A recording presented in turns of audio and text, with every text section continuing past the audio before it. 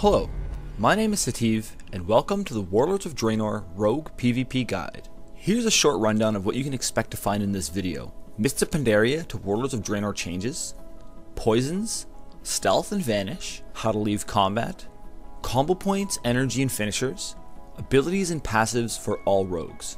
From here we'll transition into a little bit about a rogue's mindset and what you should be trying to do in a PvP environment as a rogue. Then sign off with some general thoughts about glyphs and talents. So let's take a look at some of the new changes in Warlords of Draenor.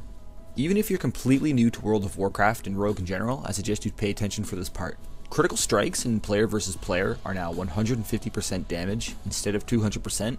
A new stat called multi-strike, which gives you a chance to deal an additional 30% damage attack. Versatility is a new stat which gives you a passive damage increase and a slight damage reduction. There's a new mechanic in the game that allows you to refresh the duration of your buffs and debuffs up to 1/3 extra of the normal duration.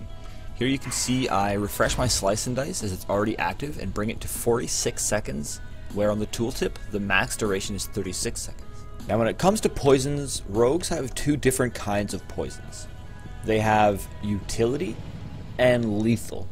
In Warlords of Draenor, you only have one choice for utility poison, and that's crippling poison. Though your lethal poison could be deadly poison or wound poison, depending on what you need. A general rule is that if you're doing organized PvP and you're versing a team that has a healer, which mostly every team will, you want to use wound poison to reduce the healing that the targets will be taking when you're on them. A thing to mention is when you shiv with crippling poison, you apply a 70% version of your cripple poison, which can be good for peeling melee off your teammates or sticking on ranged casters.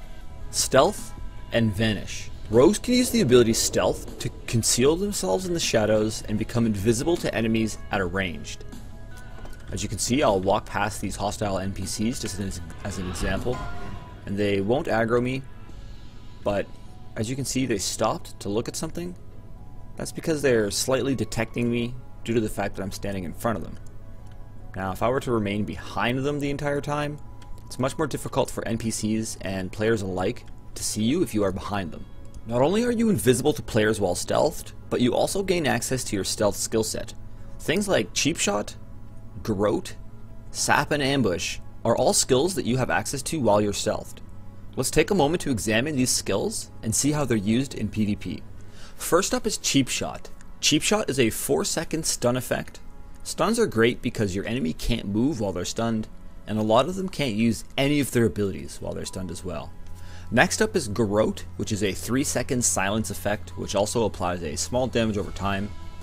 Sap, which is an 8-second incapacitate, which can only be used on targets that are out of combat. And finally, Ambush, which is a direct damage attack. Rogues also have an ability called Vanish, which allows them to enter their stealth state, regardless of combat, on a short cooldown. Stealth can be a little bit tricky to work with at times, because damage over time effects, as well as area of effect skills, will knock you out of stealth. Leaving combat. After 5.5 seconds of no hostile actions from or against you, you will leave combat, allowing you to enter stealth. Keep in mind, if pets are chasing after you and attacking you, you need to line of sight them and the players in order to catch a clean re-stealth. Combo points, energy, and finishers. A rogue's abilities cost energy and interact with combo points in some way.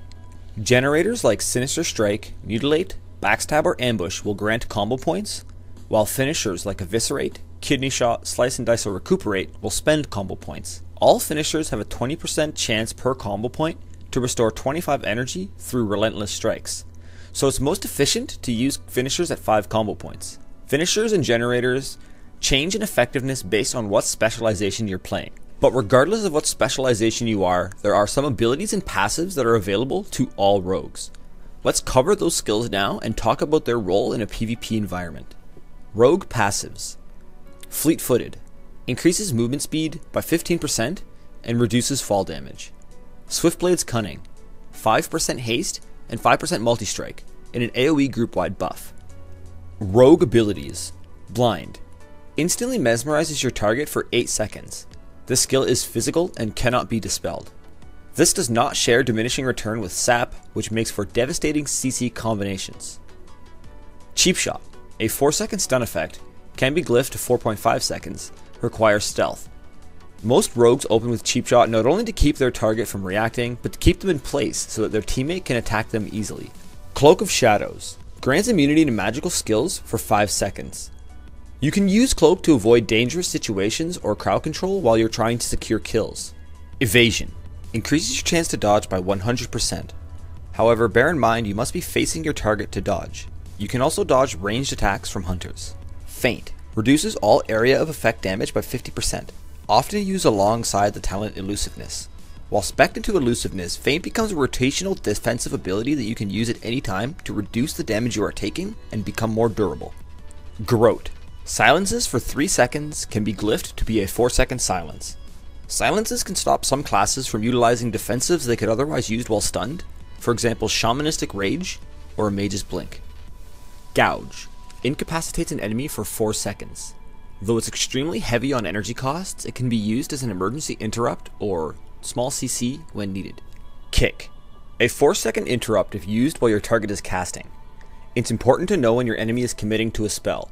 A well-timed interrupt can be very dangerous versus a healer. It's also helpful to stop CC abilities cast at you or your teammates. Kidney Shot, a 6-second stun that is often used on alternate targets for crowd control, but sometimes is used to kidney shot out of a cheap shot to help lock down your main target.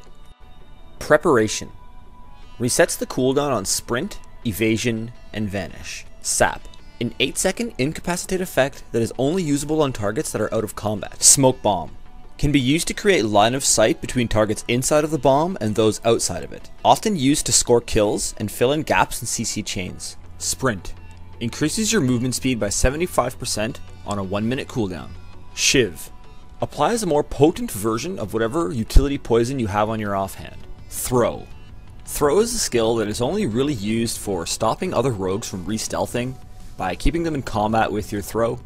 There honestly isn't much other use for this ability, so it's important to have this somewhere on your bars so that if you happen to see a rogue, who's been sitting crowd control and that crowd control is about to fade, you can throw a weapon at him to keep him in combat and to keep him from re-stealthing. And last we have Vanish, which we spoke about a little bit earlier in this video, which allows you to instantly enter stealth regardless of your combat state. A rogue skill set will change depending on what spec they're playing.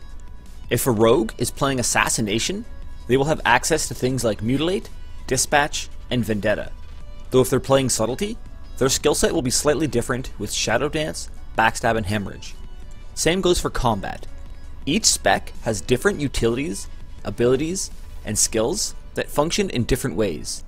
While this video is a general rogue overview designed to give beginner rogues the information they need to get started, if you're interested in more specialization specific information, be sure to check out the channel. There will be a video for each spec at level 100. Now let's wrap things up with some basics about rogue gameplay that is true to all 3 specializations. In general, a rogue is trying to do one of 2 things: generate pressure or relieve pressure from their teammates. Rogues can generate pressure by crowd controlling an enemy healer, stunning an enemy target full, and bumping as much damage into them as possible. Similarly, if your teammates are being trained into the ground, what you can do to peel for them and relieve pressure is to vanish with Subterfuge and get double stuns out on the melee DPS. You could Shiv root melee behind pillars, you can gouge casters to stop their casts. Rogues have all sorts of options when it comes to peeling for their team. There are a couple talents and glyphs that I feel are mandatory for each spec, and I'm going to talk about those talents and glyphs here quickly. Any serious rogue should be using Glyph of Blind, as it's important to make sure your blind does not break from dots. Glyph of Energy as well is a very important tool, allowing you to have more resource to play with. Now, your level 15 talent choice should almost always be Subterfuge. It is extremely important in PvP to have that 3-second window that you can use your stealth skills. And when you vanish, it allows you to do double stuns, or garrote and a stun. Elusiveness for the level 45 tree is the main talent of choice for almost all rogues, as cheat death is rather inconsistent and leeching poison doesn't help you while you're being CC'd and killed. When it comes to your other talent choices like Nerve Strike versus Combat Readiness, Burst of Speed versus Shadow Step, Prey on the Weak versus Internal Bleeding, March for Death versus Anticipation, Shadow Reflection versus Death from Above, or Venom Rush, it'll completely depend on what spec you are playing, same with your third glyph's choice. Well, I hope you guys have found this information helpful. I hope you learned a little bit about the basics of Rogue PvP, what your skills are used for, and how to utilize your abilities. If you're looking for more information about a specific spec, how you should be gemming and enchanting your character, and what kind of rotation you should be using in PvP, be sure to check out the spec-specific videos that should be coming to this channel later on in the week. I plan to have all of the level 100 guides out before Warlords of Draenor launches, so that you guys can get prepared with the correct information to pwn at max level in PvP. Well, my friends, my name is Sativ. Until next time, I want you all to do me one favor. I want you to go into PvP with a positive mindset, ready to pwn your enemies, and always be seeking to improve as a player, and most importantly, as a rogue. Good Gaming, an e-learning and social networking platform built exclusively for gamers and designed to turn you into an esports champion. We give you the tools, resources, and support to game better. Instructional videos and e-learning guides give you access to powerful strategies and the secrets of the pros so you can dominate your opponents. Our exclusive mercenary system gives you access to personalized support or offer your own services to the highest bidder. And compete in exclusive Good Gaming online tournaments to win cash and prizes. What are you waiting for? Become a Good Gaming member today. Good Gaming, revolutionize your game.